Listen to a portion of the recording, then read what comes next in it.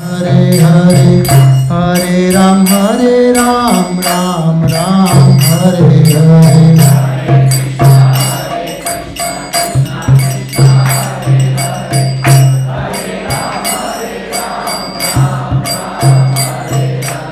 हरे कृष्ण कृष्ण कृष्ण हरे हरे हरे राम राम राम हरे हरे।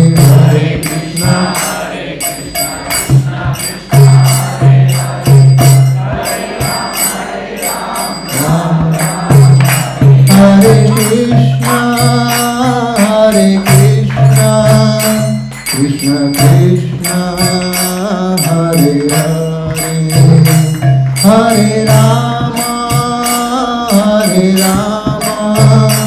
राम राम हरे हरे।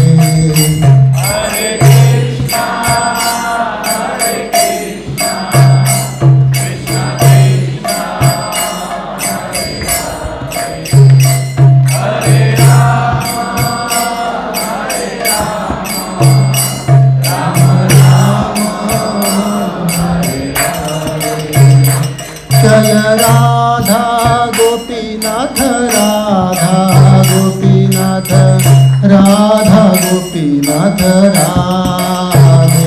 जय राधा गोपीनाथ राधा गोपीनाथ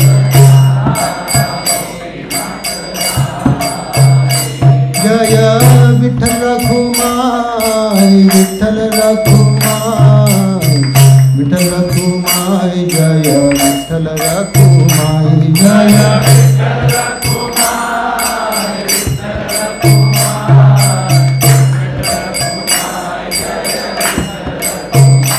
जय सीताराम लक्ष्मण हनुमान सीताराम लक्ष्मण हनुमान जय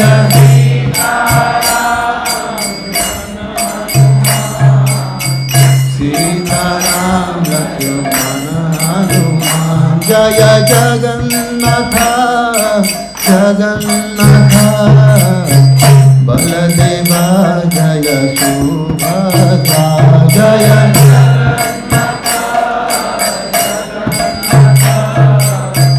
बलदेवा जय सुभद्रा।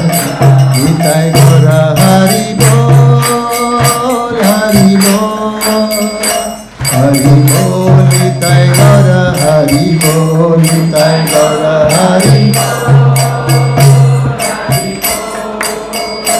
हरि बोल निताय गौर हरि बोल। जय जय प्रभुपाद प्रभुपाद प्रभुपाद जय जय प्रभुपाद जय जय प्रभुपाद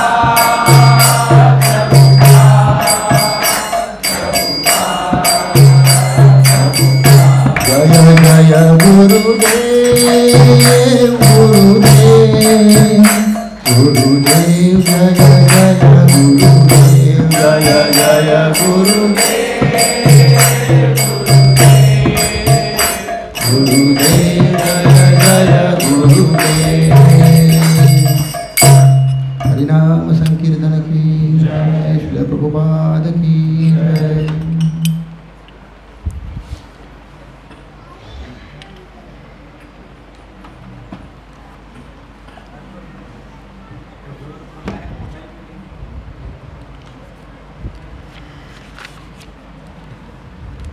ओम नमो भगवते वासुदेवाय।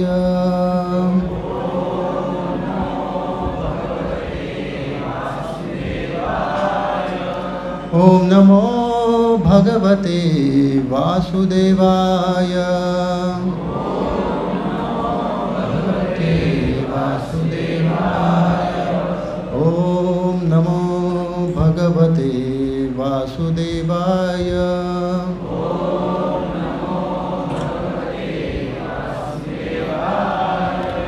नारायणं नमस्कृत्य नरं चैव नरोत्तमं देवीं सरस्वतीं व्यासं ततो जयमुदीरयेत् नष्टप्रायेषु अभद्रेषु नित्यं भागवत सेवया भगवती उत्तम श्लोके भक्तिर्भवती नैष्टिकी कृष्णाय वासुदेवाय देवकी नंदनाय च नंदगोपकुमाराय गोविंदाय नमो नमः।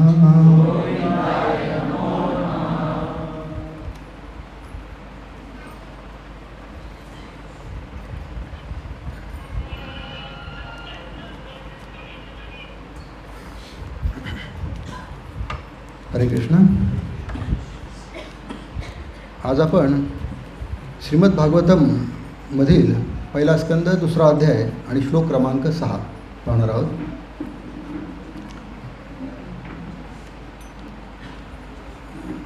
मी अगोदर म्हणतो त्यानंतर तुम्ही माझ्या मागे। सवै पुंसां परो धर्मो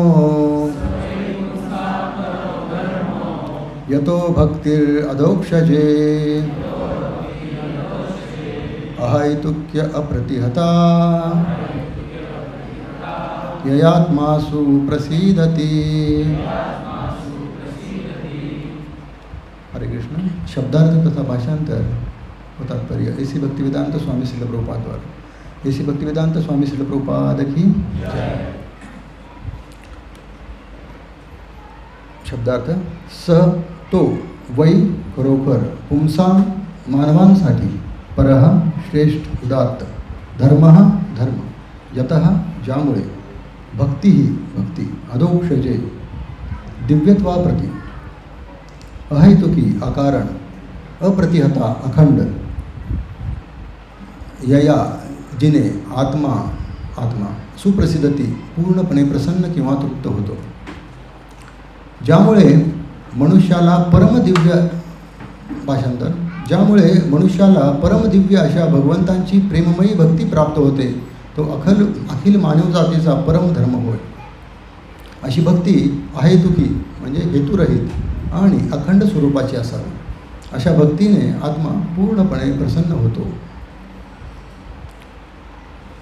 तात्पर्य आपण थोडं पाहू। या विधानात सूत गोस्वामींनी नैमिषारण्यातील ऋषींच्या पहिल्या प्रश्नाचे उत्तर देतात।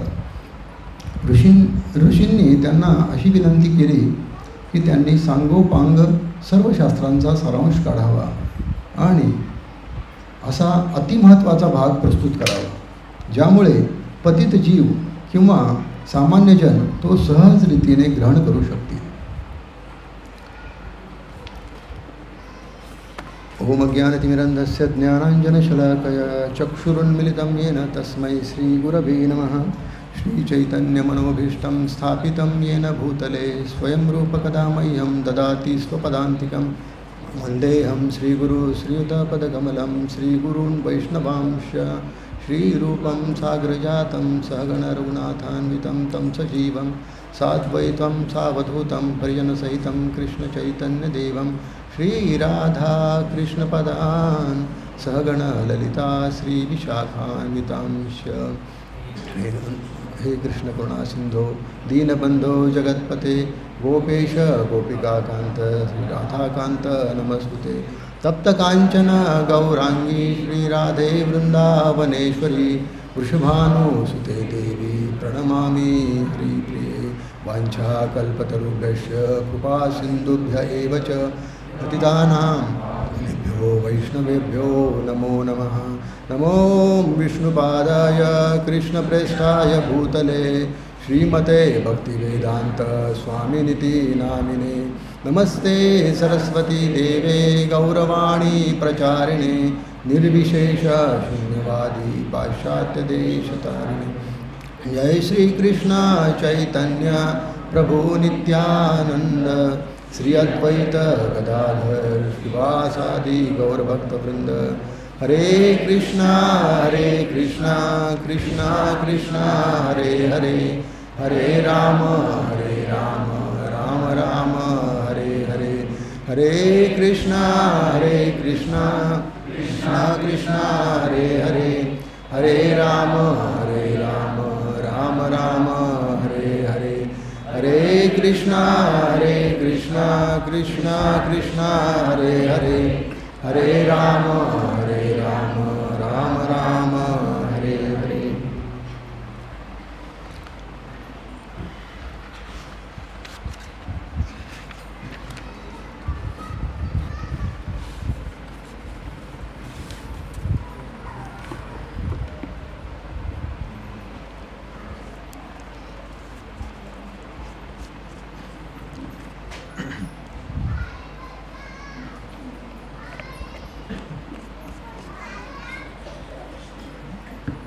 हरे कृष्ण।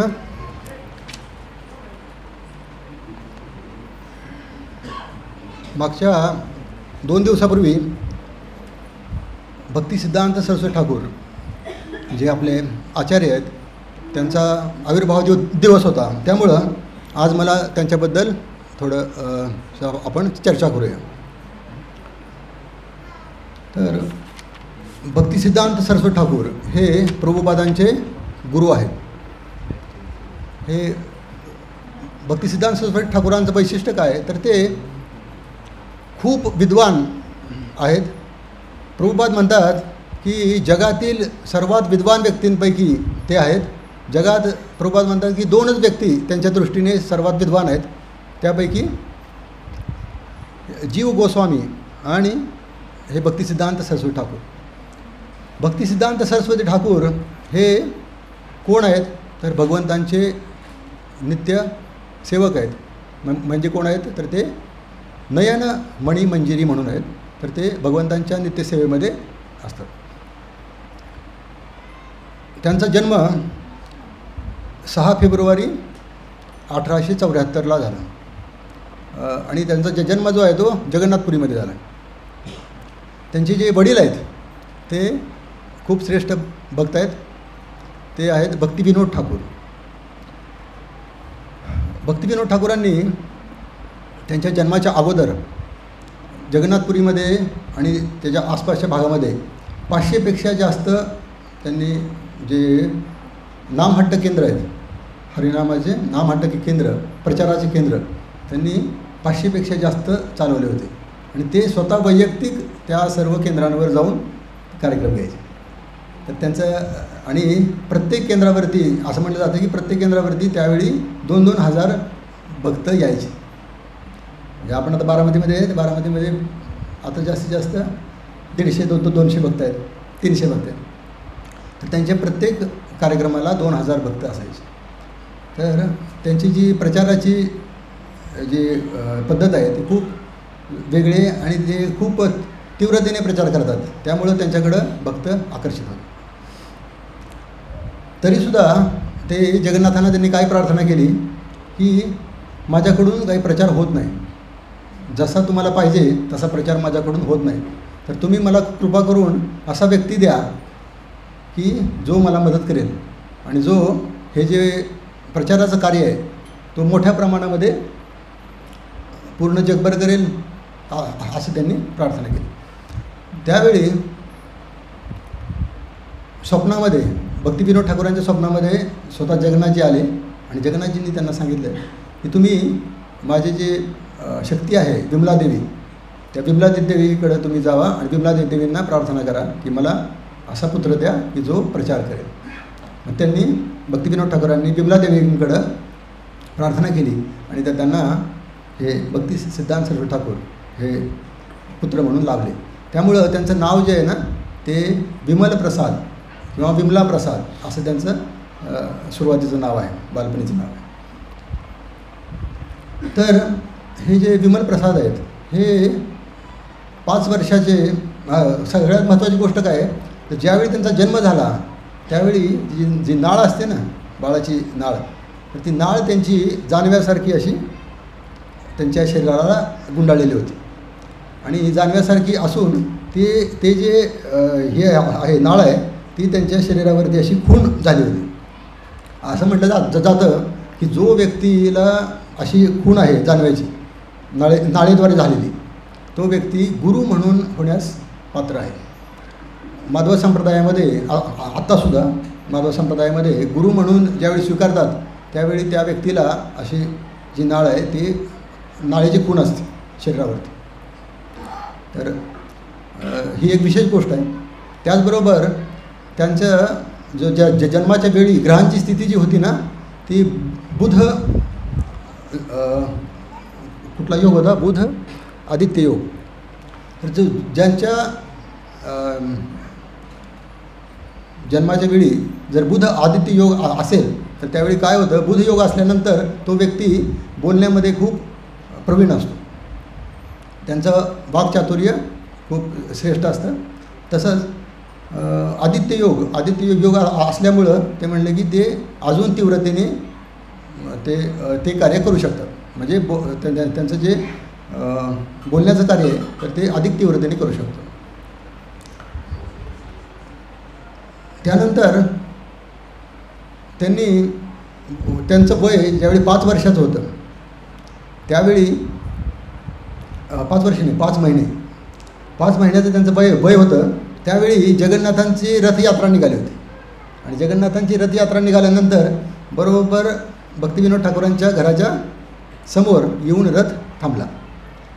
त्यांचं घर त्या मुख्य रस्त्यावरतीच आहे. तिथं तो रथ थांबला. तो रथ थांबल्यानंतर तो काही केलं तरी रथ पुढं जात नव्हता. त्यांना वाटलं की काही चाक बिघडले असतील, काय झालं असेल. तर 3 दिवस रथ तिथंच थांबला. 3 दिवस रथ थांबल्यानंतर त्यांची जी आई आहे भगवती देवी त्यांनी भक्तिसिद्धांत सरस्वती ठाकूरांना घेऊन गेले, विमल प्रसाद आहेत त्यांना घेऊन गेले आणि म्हणाले की आता तिथं जगन्नाथजी आलेले आहेत तर आपण त्यांचं दर्शन घेऊ. म्हणून ते दर्शन घ्यायला गेले आणि ज्यावेळी विमल प्रसाद की भक्तिसिद्धांत सरस्वती ठाकूरांना तिथं त्यांच्या चरणावरती टेकवलं तर त्यावेळी जगन्नाथजींचा हार त्यांच्या गळ्यामध्ये पडला आणि त्या क्षणाला तो रथ तिथून हलला. तर ती एक महत्त्वाची गोष्ट आहे की जगन्नाथजीसुद्धा त्यांना आशीर्वाद देण्यासाठी तिथं त्यावेळी थांबले होते. आणि जगन्नाथजींनी आशीर्वाद दिल्यानंतर त्याच दिवशी त्यांना जगन्नाथजींचा प्रसाद जो राईस आहे तर तो त्यांना त्यावेळी अन्नप्राशन त्यांचं त्याच दिवशी करण्यात आलं आणि त्यावेळी त्यांना जगन्नाथजींचा प्रसादाने ते अन्नप्राशन करण्यात आलं. त्यानंतर 5 वर्षाचे असताना त्यांचं एक महत्त्वाची गोष्ट घडली की 5 वर्षाची असताना भक्तिविनोद ठाकूरांना कुणीतरी आंब्याची पेटी दिली होती, भेट आंबे दिले होते.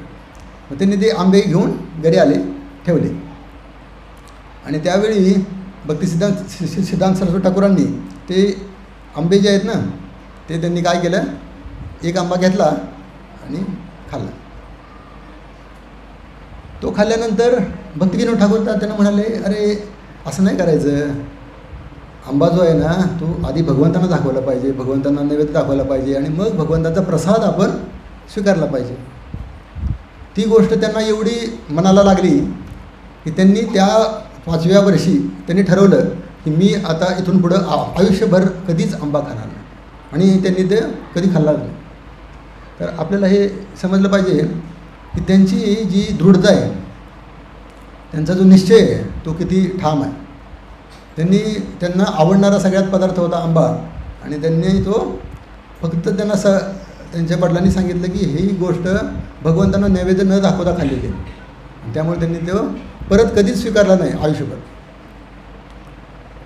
तर हीच गोष्ट जर आपल्या बाबतीत झाली तर आपल्याला एकही पदार्थ खाता येणार नाही, कारण आपण सगळे पदार्थ तसेच खाल्लेले आहेत.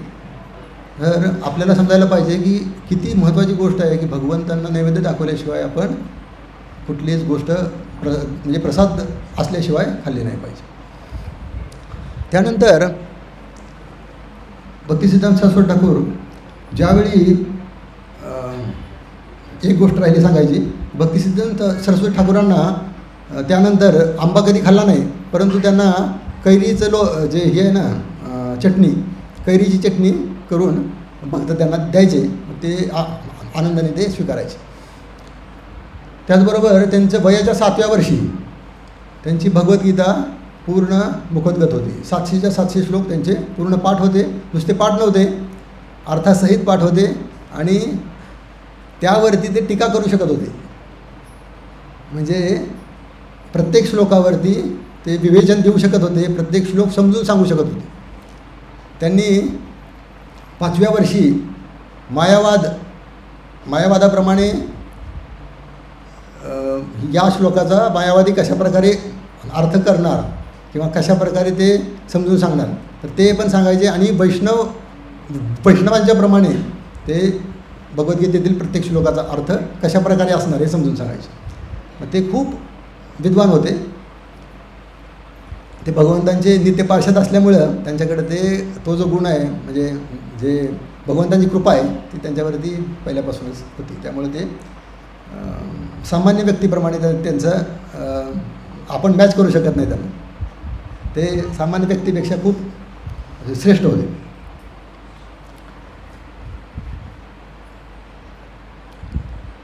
त्यानंतर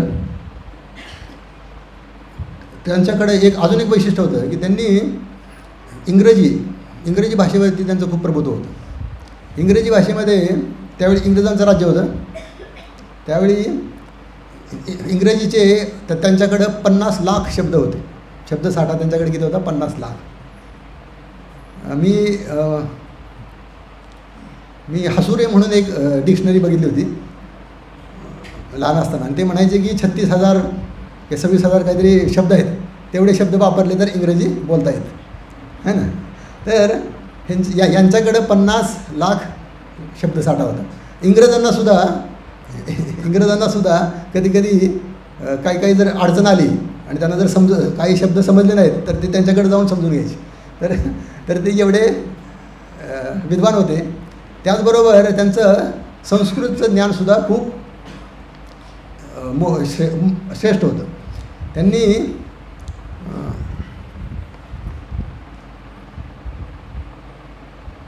संस्कृतमध्ये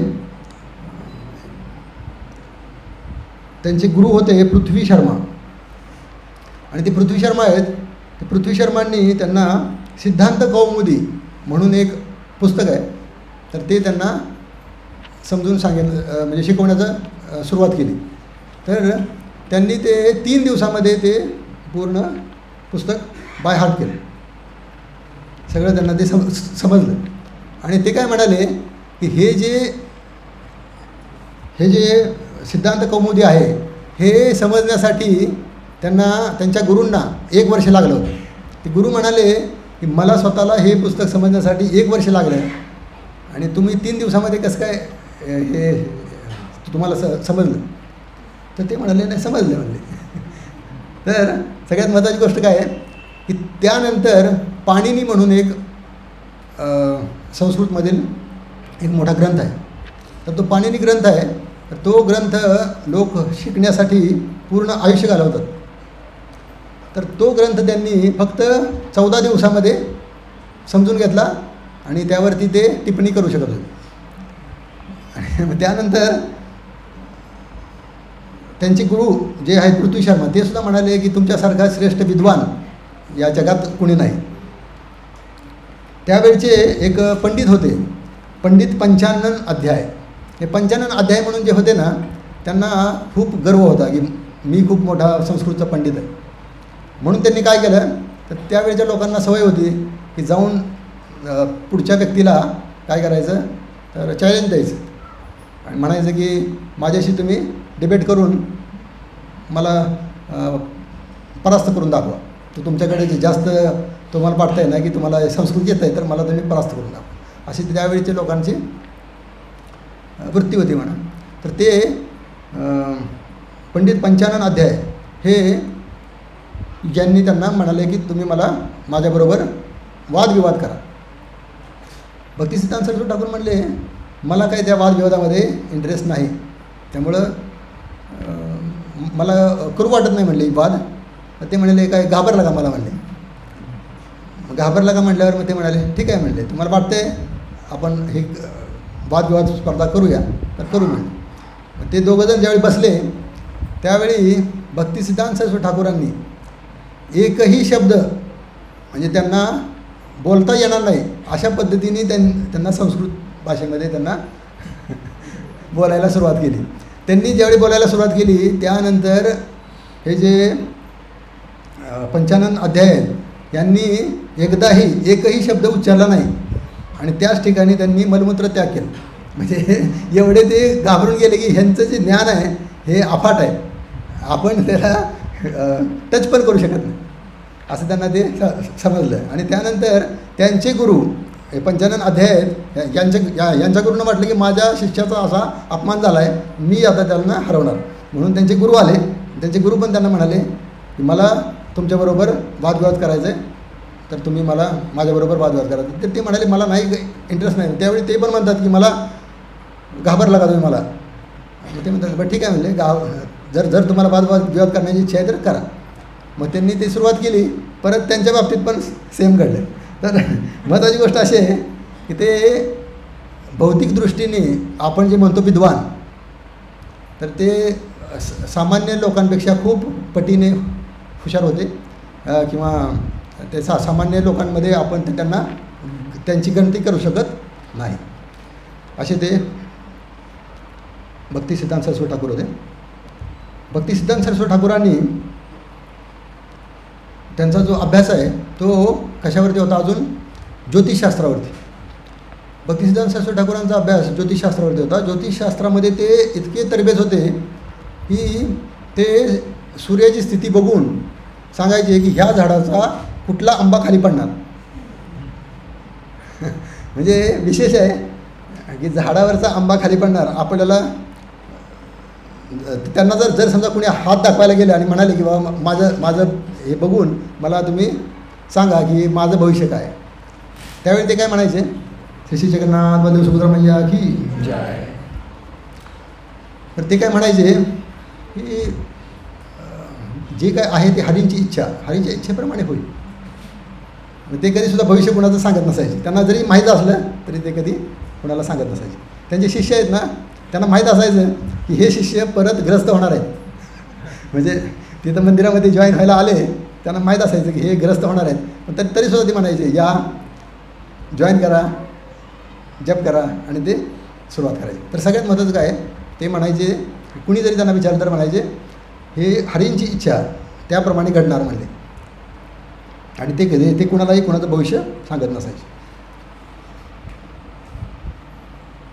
एकदा काय झालं की भक्तिविनोद ठाकूरांचे गुरु बिपिन बिहारी ठाकूर, तर हे जे आहेत ना हे त्यांच्या घरी आले होते. आणि त्यांनी आल्यानंतर काय केलं तर भक्तिविनोद ठाकूरांना आशीर्वाद देण्यासाठी त्यांनी त्यांचा पाय उचलून त्यांच्या डोक्यावरती ठेवला. त्यांच्या डोक्यावरती ज्यावेळी पाय ठेवला त्यावेळी भक्तिसिद्धांत सरस्वती ठाकूर काय म्हणाले, त्यांना म्हणाले तुम्ही हे काय करताय, हे कोण आहेत तुम्हाला माहीत नाही का. भक्तिविनोद ठाकूर हे कोण आहेत, तर भगवंतांचे नित्य पार्षद आहेत. ते कमल मंजिरी आहेत. मग ते म्हणतात की हे कमल मंजिरी आहेत आणि तुम्ही त्यांच्या डोक्यावरती कसं काय पाय ठेवू शकता. मग त्यावेळी बिपिन बिहारी ठाकूर त्यांना म्हणतात की खरोखरच म्हणतात की हा जो तुमचा मुलगा आहे हा सामान्य नाही, हा गुरूंमध्ये करेक्शन करतो आणि त्याच्या शिष्याच्या समोर असा व्यक्ती होणे नाही किंवा तो खूप श्रेष्ठ आहे, तो सामान्य व्यक्ती नाही. त्यांचं अजून एक वैशिष्ट्य होतं, तर ते मायावादी आणि सहजिया लोकांवर खूप चिडायचे. सहजिया म्हणजे काय, सहजिया म्हणजे भक्तीला खूप सहजतेने घेतात, सिरियसली घेत नाहीत. म्हणजे थोडक्यात कसं तर राधाराणींचं कृष्णांवरती खूप प्रेम आहे. राधाराणींचं प्रेम आहे तर मग राधाराणींचा पदर जो आहे समजा कृष्णाने पकडला आहे आणि मग राधाराणी गोडत आहेत, तर ते जे सहजिया लोक कसं करणार, तर त्यांना वाटणार की मी राधाराणींच्या भावामध्ये आहे आणि कृष्णा सोड, तर ते असं म्हणणार. तर तो जो भाव आहे म्हणजे कसं नाटक थोडक्यात कसं आहे कृत्रिम रीतीने करायचे, तर त्यांना म्हणतात सहजिया. तो आतून भाव नाही, आतून भगवंतांवरती प्रेम नाही. पण त्यांचा काय कृत्रिम भाव आहे, तर त्यांना ते सहजिया म्हणायचे. तर ते सहजिया लोक आहेत ना, त्यांना ते कधीच श्रेष्ठ मानत नसायचे. ते म्हणायचे हे ढोंगी लोक आहेत, तर यांच्यावरती काय विश्वास ठेवू नका. तर मग एकदा त्यांच्या घरी बरेच सहजिया लोक आले, तर त्यावेळी भक्तिविनोद ठाकूरांनी त्यांना नमस्कार केला, पण भक्तिसिद्धांत सरस्वती ठाकूरांनी त्यांना नमस्कार केला नाही. नमस्कार नाही केल्यावर ते काय म्हणाले, तुम्ही नमस्कार करताय पण तुमचा मुलगा का नाही नमस्कार करत. मग ते भक्तिविनोद ठाकूर काय म्हणाले, ते म्हणाले तो सहजिया लोकांना चांगलं म्हणत नाही, तो सहजिया लोकांना ढोंगी म्हणतो, त्यामुळे तो तुम्हाला नमस्कार करत नाही. म्हणजे थोडक्यात काय, तर ते सहजिया लोक आणि मायावादी लोकांची खिल्ली उडवायचे. ते सरळ म्हणायचे भगवंत जे आहेत त्यांना रूप आहे, भगवंत आपल्या समोर आहेत, तर आपण त्यांच्याशी आदानप्रदान करू शकतो. तर ते कधीही निराकारवादाला त्यांनी कधीच पुष्टी केली नाही, दिली नाही.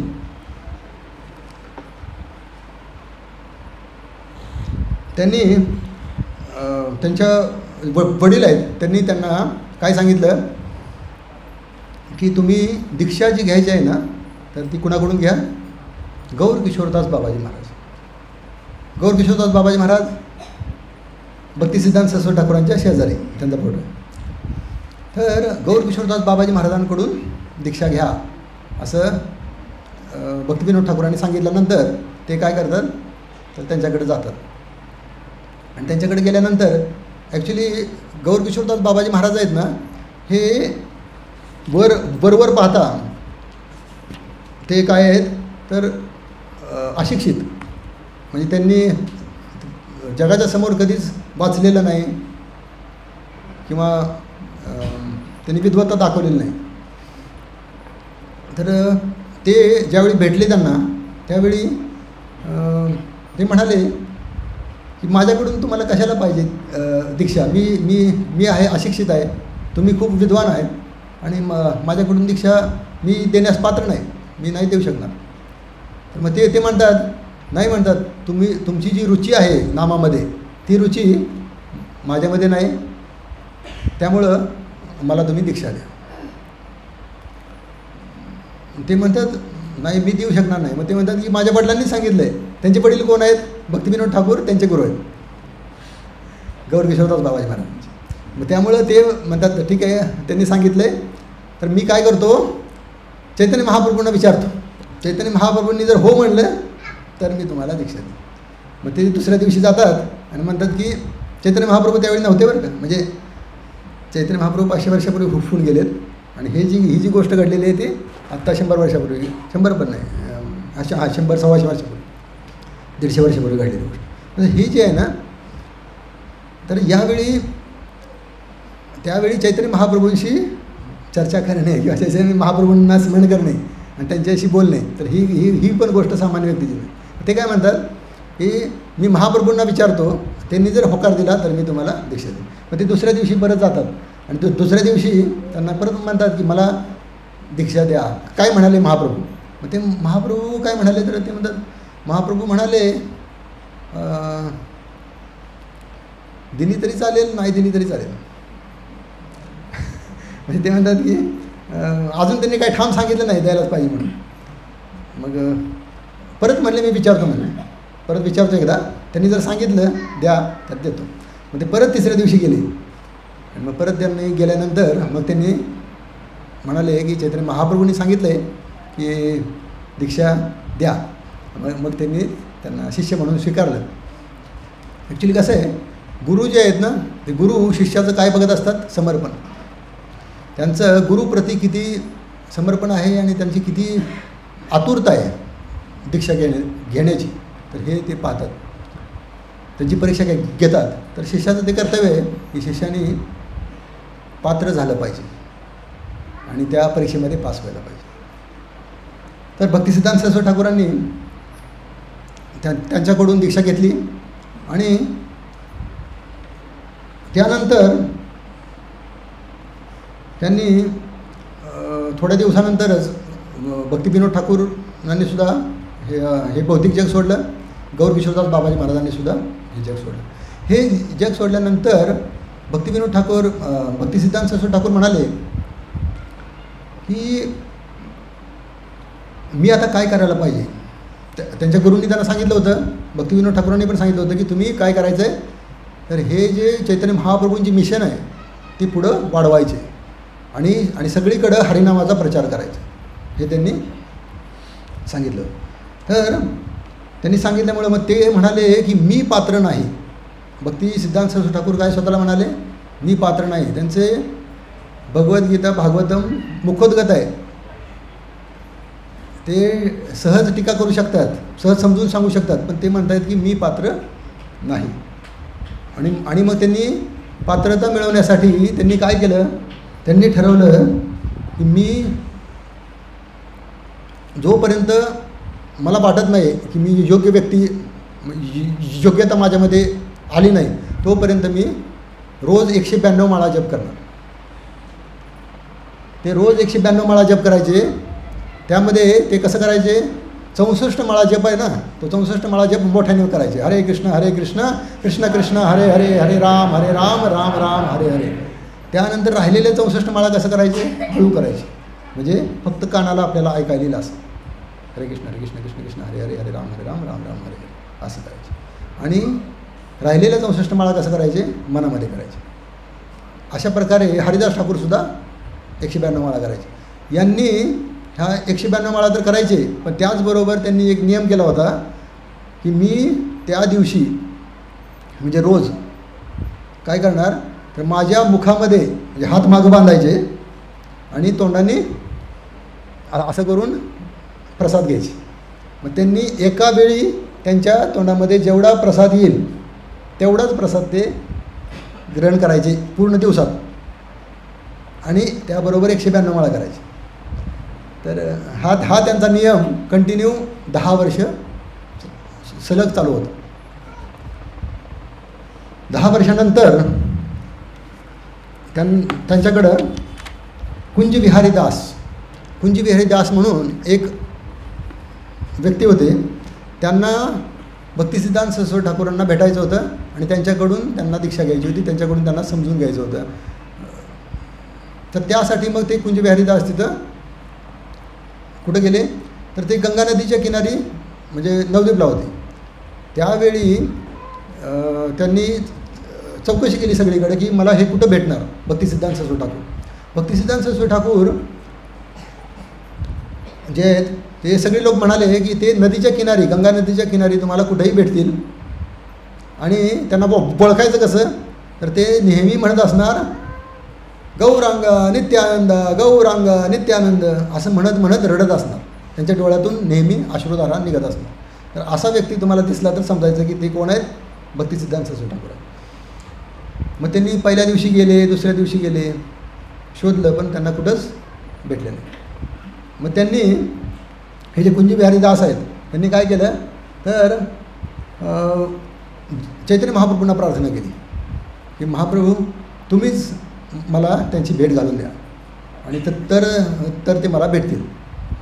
मग त्यांनी प्रार्थना केल्यानंतर दुसऱ्या दिवशी लगेच सकाळी ते गेले आणि त्यांना पहिल्यांदाच लगेच समोर त्यांना भक्तिसिद्धांत सरस्वती ठाकूरांची भेट झाली. आणि भक्तिसिद्धांत सरस्वती ठाकूरांची भेट झाल्यानंतर ते कुंजविहारी प्रभू त्यांना म्हणाले की मला दीक्षा घ्यायची आहे आणि मला तुम्ही शिष्य म्हणून स्वीकारा. आणि मग त्यावेळी ते म्हणतात की उद्या मी तुला भेटेन. आणि त्यावेळी ते तिथून माघारी जातात. आणि त्यावेळी तोपर्यंत त्यांना काय असते, दाढी असते.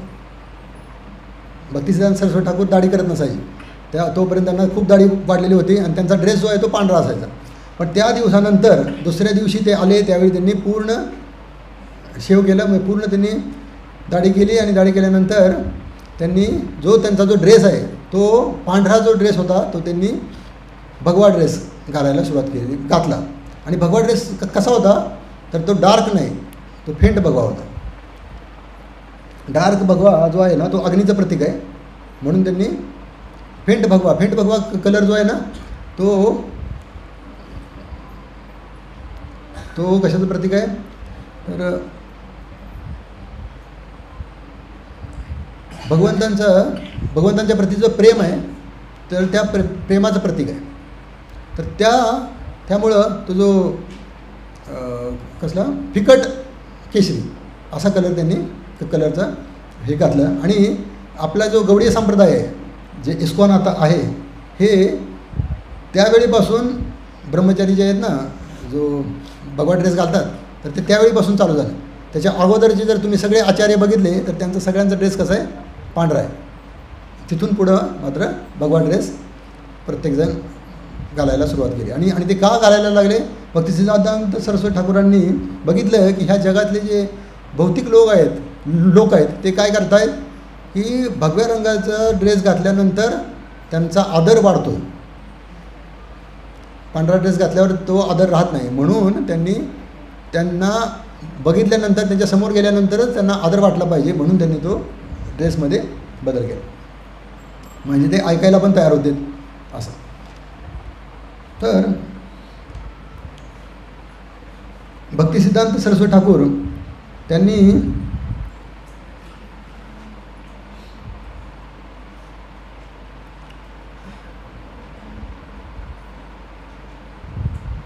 त्यांनी जे आहे ना भक्तीचा प्रचार जेवढा केला त्यापेक्षा त्यावेळी जे अपसंप्रदाय चालू होते, त्यावेळचे जे ब्राह्मण होते, त्यांनीसुद्धा जातीने ब्राह्मणाला जास्त महत्त्व दिलं होतं. जातीने जो व्यक्ती आहे ना, जन्माने ब्राह्मण आहे ना, त्याला महत्त्व खूप दिलं होतं. तर त्यांनी त्यावेळी त्यांनी ब्राह्मण सभा भरली होती आणि त्या सभेमध्ये भक्तिविनोद ठाकूरांना बोलवलं होतं. ॲक्च्युली हे अगोदरची गोष्ट आहे. हे जे आता आपण पुढं गेलो त्याच्या अगोदर हे घडलेलं आहे. ब्राह्मण सभा ज्यावेळी झाली आणि त्यावेळी भक्तिविनोद ठाकूर आजारी होते आणि त्यावेळी ते म्हणाले की आता कोण जाणार या सभेला. त्यावेळी ते सरस्वती ठाकूर जे आहेत ते म्हणाले की मी जाईन. मग ते म्हणाले की तुम्ही काय बोलणार आहे ते मला आधी लिहून द्या आणि मला सांगा, मग त्यामध्ये काही जर करेक्शन असलं तर मी सांगतो. तसं त्यांनी ते लिहून दिलं आणि ते भक्तिविनोद ठाकूरांकडे दिलं. भक्तिविनोद ठाकूरांकडे दिलं की भक्तिविनोद ठाकूरांनी ते वाचून बघितलं की ते म्हणाले सरस्वती सरस्वती. का म्हणाले? तर त्यांना त्यांच्या हे लक्षात आलं की यांना कोणी डिफीट करू शकत नाही. ह्यांनी एकदा बोलायला चालू केलं तर ते सर्वांना परास्त करणार. मग त्यांनी त्या सभेमध्ये गेले आणि सभेमध्ये गेल्यानंतर त्यांनी काय केलं, त्या ब्राह्मण सभेमध्ये पहिल्या दिवशी त्यांनी पूर्णपणे ब्राह्मण किती श्रेष्ठ आहे, ब्रह्म इति जानाति ब्राह्मण, जो भगवंतांना जाणतो तो ब्राह्मण, ज्याची पूजा नेहमी केली पाहिजे तो ब्राह्मण, म्हणजे ब्राह्मणाला सारखा श्रेष्ठ या जगामध्ये कुणीही नाही. परमेश्वराला सगळ्यात आवडणारा व्यक्ती कोण आहे? ब्राह्मण. असं त्यांनी पहिल्या दिवशी सगळं शास्त्रामधले सगळे त्यांनी उदाहरण देऊन समजून सांगितलं की ब्राह्मण किती श्रेष्ठ आहे. मग दुसऱ्या दिवशी काय केलं त्यांनी? दुसऱ्या दिवशी लेक्चर चालू करताना विषय काय होता? आत्ताचे ब्राह्मणांचं किती पतन झालेलं आहे. म्हणजे पहिल्या दिवशी सांगितलं की ब्राह्मण किती श्रेष्ठ आहे आणि दुसऱ्या दिवशी सांगितलं की आताचे ब्राह्मण किती त्यांचं पतन झालेलं आहे, की ते काहीच पालन करत नाहीत, कुठलेच नियम पालन करत नाहीत. त्यावेळेचे एक ब्राह्मण त्यांना भेटले होते आणि ते काय करायचे, मासे घेऊन चालले होते. मग मासे घेऊन चालले होते. भक्तिसिद्धांत सरस्वती ठाकूर त्यांना म्हणाले, मासे का घेऊन चाललं आहे? तुम्ही ब्राह्मण आहे ना, मग तर मासे नाही खाल्ले पाहिजे, मांस नाही खाल्लं पाहिजे, मासे नाही खाल्ले पाहिजे. ते काय म्हणाले माहिती आहे? त्यावेळेचे ब्राह्मण ते म्हणाले की हे काय आहे, गंगेचं फळ आहे, गंगेचं फळ आहे आणि हे आपण खाल्लं पाहिजे. तर हे जर तुम्ही तुमच्या मठामध्ये ठेवलं ना, हे जर तुम्ही तुमच्या मठामध्ये अलाउड केलं तर तुमचे मठ सगळे भरून जातील, तर तुम्ही ते चालू करा. मग भक्तिसिद्धांत सरस्वती ठाकूरांनी त्यांना तिथंच नमस्कार करून निघून गेले. थोडक्यात काय तर त्यांना ब्राह्मणांचं पतन किती झालं होतं हे आपल्याला या गोष्टीवरून समजतं की खरोखरच त्यावेळेचे ब्राह्मणांचं खूप अधपतन झालं होतं. सगळ्यात महत्त्वाची गोष्ट काय आहे, त्यांचे गुरु ज्यावेळी त्यांचा देहत्याग त्यांनी केला होता ना, त्यावेळी तिथले जे बाकीचे अपसंप्रदाय होते त्या लोकांनी काय केलं तर ठरवलं की भक्तिसिद्धांत सरस्वती ठाकूरांचा देह स्वतःकडे घ्यायचा, समाधी करायची आणि तिथं आलेल्या लोकांकडून वर्गणी गोळा करायची, असे डोक्यात ठेवून तिथं की गेले की गौर किशोरदास बाबाजी महाराज तिथं हे झालेले आहेत, त्यांचा देह आहे आणि गौर किशोरदास बाबाजी महाराजांचा देह कोण घेणार. तर मग ते बरेच लोक तिथं तयार झाले, मी घेणार, मला पाहिजे आणि हक्क दाखवायला लागले की आमच्याकडं हा देह दिला पाहिजे. त्यावेळी भक्तिसिद्धांत सरस्वती ठाकूरांना जायला थोडासा उशीर झाला तिथं आणि ते तिथं गेल्यानंतर त्यांनी बघितलं की हे सगळेजण त्यांचं शरीर घेण्यासाठी तयार झालेले आहेत. त्यावेळी भक्तिसिद्धांत सरस्वती ठाकूरांना खूप वाईट वाटलं आणि ते म्हणाले की यांची काय पात्रता, माझ्या गुरूंना हात लावण्याची सुद्धा पात्रता नाही, अशी व्यक्ती माझ्या गुरूंचं शरीर घेऊन जाण्याची गोष्ट बोलत आहेत. ते म्हणाले की अशा व्यक्तीने समोर या की ज्या व्यक्तीने हे 7 दिवसामध्ये स्त्रीसंग केला नाही, असा व्यक्ती जर असेल तर त्यांनी समोर या आणि त्या व्यक्तीने त्यांना हात लावा, घेऊन जाऊ शकतो. सुरुवातीला ते म्हणाले होते की वर्षामध्ये कुणी संग केला नाही त्याने या, थोडे लोक पुढं आले. त्यानंतर म्हणाले महिन्यानी जो पुढं आला ते, आठवड्यानी, 3 दिवसामध्ये म्हणाले, तरीसुद्धा कुणीसुद्धा पुढं आले नाही. म्हणजे वर्षामध्ये सुद्धा कोण तयार झालं नाही. तर त्यावेळची परिस्थिती इतकी बिकट होती, 3 दिवसामध्ये नाही, महिन्यामध्ये नाही, वर्षामध्ये नाही. तर हे जे पतन होतं ब्राह्मणांचं ते खूप खालच्या स्तराला गेलेलं होतं. तर त्यामुळं भक्तिसिद्धांत सरस्वती ठाकूरांनी ते शरीर कुणालाही दिलं नाही आणि ते म्हणाले, त्यांना एक शिष्य म्हणाले, तुम्ही म्हणताय की 3 दिवसामध्ये कोणी संग केला नाही, असा व्यक्तीने पुढे या. तर कोणतरी खोटा व्यक्ती येईल ना पुढं, म्हणले की मी आहे म्हणून आणि मग मला शरीर द्या. तर ते म्हणाले त्याला समोर तर येऊ द्या, त्याच्याकडे नुसतं बघितलं तरी ते म्हणले, म्हणजे त्यांच्याकडं एवढी शक्ती होती की ते सहज म्हणजे त्यांच्याबरोबर वादविवाद करायला कोणी तयार होत नसायचं. तर थोडक्यात काय आहे तर ते भक्तिसिद्धांत सरस्वती ठाकूरांना सगळे घाबरायचे. तर त्यांनी गौर किशोरदास बाबाजी महाराजांनाचं शरीर त्यांनी स्वतःकडे घेतलं आणि त्यांचा जो काही अंतिम संस्कार आहे त्याप्रमाणे तो केला. तर सगळ्यात महत्त्वाचं काय गोष्ट आहे आपल्याला समजलं पाहिजे की जे भक्तिसिद्धांत सरस्वती ठाकूर आहेत हे काय आहे तर त्यांना मायावादी आणि सहजवादी हे जे लोक आहेत हे कधीसुद्धा आवडले नाहीत आणि त्यांना ते कधीसुद्धा चांगलं म्हणत नसायचे. एकदा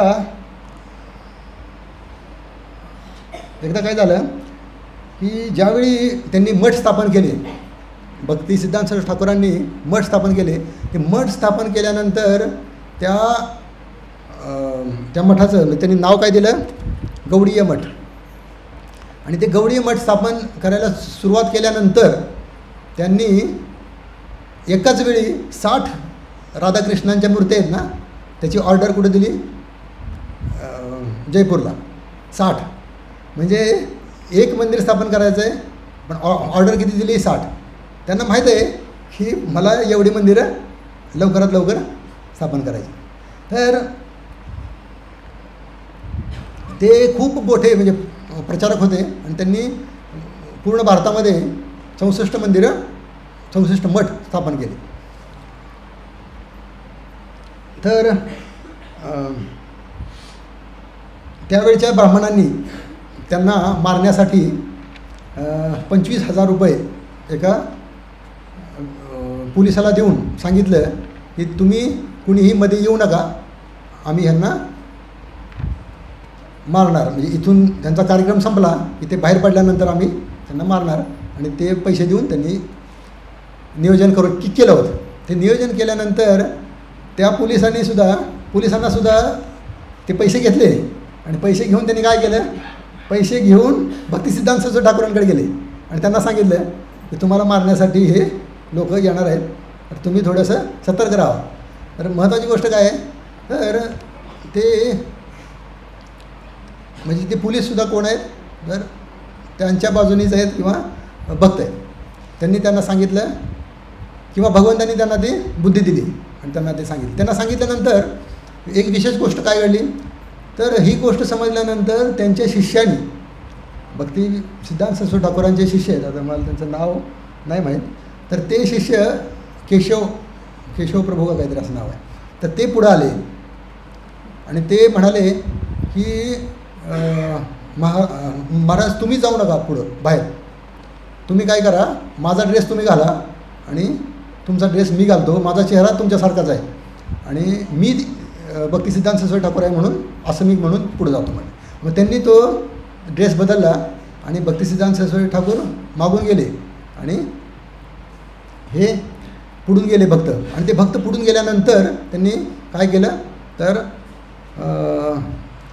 त्या लोकांनी लगेच दगड मारायला सुरुवात केली त्यांच्यावरती आणि मग ते जोरात पळत त्यामधून बाहेर गेले आणि ते वाचले. तर सगळ्यात महत्त्वाचं काय आहे, तर गुरूंना शरणागती एवढी पाहिजे की गुरूंच्या म्हणजे आपल्या जीवावरती जरी आलं तरी चालेल, पण गुरूंचं रक्षण करायला पाहिजे. तर हे आपल्याला यावरून समजते.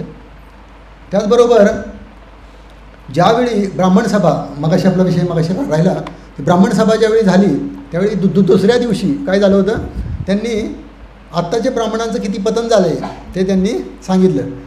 आणि तिसऱ्या दिवशी त्यांनी परत काय सांगितलं की वैष्णव ब्राह्मणांपेक्षा सुद्धा कसे श्रेष्ठ आहेत. वैष्णव म्हणजे कृष्णाचे भक्त, आणि ते जे भक्त आहेत त्यांना कुठल्याही जातीचे असो, कुठल्याही धर्माचे असो, कुठल्याही स्थितीमध्ये असो, तरीसुद्धा ते ब्राह्मणांपेक्षा श्रेष्ठ आहेत असं त्यांनी तिसऱ्या दिवशी प्रवचनामध्ये सांगितलं. आणि ते इतक्या ठामपणे सांगितलं की कुठलाही ब्राह्मण तिथं त्यांना विरोध करू शकला नाही. आणि त्यांनी वैष्णव जो आपला संप्रदाय आहे तो तिथं स्थापन केला.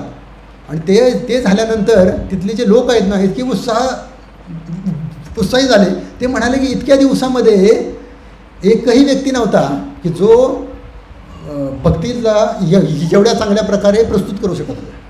आणि त्यांनी ज्यावेळी ते बघितलं आणि ते म्हणाले की आम्हाला ह्यांची चरणधुणी पाहिजे, म्हणून सगळेजण त्यांना नमस्कार करायला तिथं आले. आणि नमस्कार करायला आल्यानंतर इतके लोक होते की ते पोलिसांना कंट्रोल होत नव्हते. मग पोलीस काय म्हणाले, भक्तिसिद्धांत सरस्वती ठाकूरांना उचललं त्यांनी, आणि त्यांना उचलून मागं नेलं आणि त्यांचे चप्पल काढले आणि त्यांचे चप्पल काय केले, त्यांनी पाण्यामध्ये टाकले आणि पाण्यात टाकून ते पाणी आहे ना, ते पाणी सगळ्यांवरती शिंपडलं. आणि मग ते शिंपडलेलं पाणी त्यांच्यावर ज्यावेळी पडलं ना, त्यावेळी ते लोक सगळे तृप्त झाले, म्हणाले की आम्हाला त्यांची चरणधुली मिळाली. तर सगळ्यात महत्त्वाचे काय, तर भक्तिसिद्धांत सरस्वती ठाकूरांना सर्व लोक खूप त्यांना श्रेष्ठ व्यक्ती म्हणून त्यांचा गौरव करायचे, त्यांना मान द्यायचे. ते भक्तिसिद्धांत सरस्वती ठाकूर ज्यावेळी रेल्वेने प्रवास करायचे ना, तर ज्यावेळी भक्तिसिद्धांत सरस्वती ठाकूर रेल्वेने प्रवास करणार असं समजायचं की त्यावेळी रेल्वे कायम 1-2-4 तास लेट होणार. कारण भक्तिसिद्धांत सरस्वती ठाकूर तिथे गेले म्हटलं की तिथले सगळे प्रतिष्ठित लोक तिथे येणार, त्यांचं स्वागत करणार, त्यांना हार घालणार, त्यांच्याबद्दल बोलणार आणि मग ते पुढे जाणार. तर त्यामुळं रेल्वेने कधीसुद्धा त्यांनी प्रवास केला त्यावेळी रेल्वे नेहमी लेट व्हायची. तर ही एक गोष्ट त्यांच्या बाबतीत नेहमी कळायची. त्यांच्याबद्दलची एक थोडक्यात आता वेळ व्हायला लागलेला आहे, आपण एक लीला बघूया. तर ती काय आहे, तर त्यांनी एकदा सांगितलं की नदीला पूर आला, गंगा नदीला पूर आला. गंगा नदीला पूर आल्यावर मंदिरामधून बाहेर निघायचं आहे आणि त्यांचे जे ग्रंथ आहेत ते घेऊन बाहेर निघायचं. मग त्यावेळी त्यांनी त्यांच्या शिष्यांना आदेश दिला की तुम्ही तुमच्या डोक्यावरती खाली काय ठेवा, चैतन्य चरितामृत ठेवा, त्याच्यावरती भागवतम ठेवा आणि त्याच्यावरती काय ठेवा, भगवद्गीता ठेवा. आणि ते सगळं घेऊन नदीमधून चालत, नदीमधून नाही त्या पाण्यामधून, वाढलेल्या पाण्यामधून चालत जा. जर समजा तुम्हाला वाटलं की आपल्याला आता जाता येणार नाही, थोडं वजन जास्त झालं आहे, तर भगवद्गीता पाण्यात बुडली तरी चालेल, भगवद्गीता पाण्यात टाका, भागवतम आणि चैतन्य चरितामृत घेऊन जावा. आणि जर समजा परत जरी वाटलं तुम्हाला की हे पण घेऊन जाऊ शकणार नाही आणि आपण बुडू, तर भागवतम टाका पाण्यात आणि फक्त चैतन्य चरितामृत घेऊन जावा. पण चैतन्य चरितामृत टाकण्याची जर वेळ आली तर ते म्हणाले की तुम्हीसुद्धा बुडा चैतन्य चरितामृतबरोबर, पण चैतन्य चरितामृताला बुडू देऊ नका. म्हणजे त्यांचं थोडक्यात असं मत होते की स्वतःचा प्राणापेक्षा जास्त त्याला जपा. कारण चैतन्य चरितामृत म्हणजे महाप्रभूंच्या लीला आहेत आणि महाप्रभूंच्या लीला ह्या इतक्या महत्त्वाच्या आहेत की त्या जर लोकांना समजल्या तर त्यांच्यामध्ये कृष्ण प्रेम जागृत होईल. तर हे त्यामुळं चैतन्य महाप्रभू भगवद्गीतासुद्धा काय आहे तर कृष्णांप्रती प्रेम करायला सांगते, भागवतमसुद्धा प्रेमच करायला सांगते. पण चैतन्य चरितामृत आहे ना ते त्याच्यामध्ये रस वाढवतं आहे. तर त्यामुळं त्यांनी चैतन्य चरितामृताला एवढं महत्त्व दिलेलं आहे. आणि अजून एक त्यांच्याबद्दलची एक लहानशी कथा ती सांगण्यात त्यांच्याबद्दल थांबू आपण.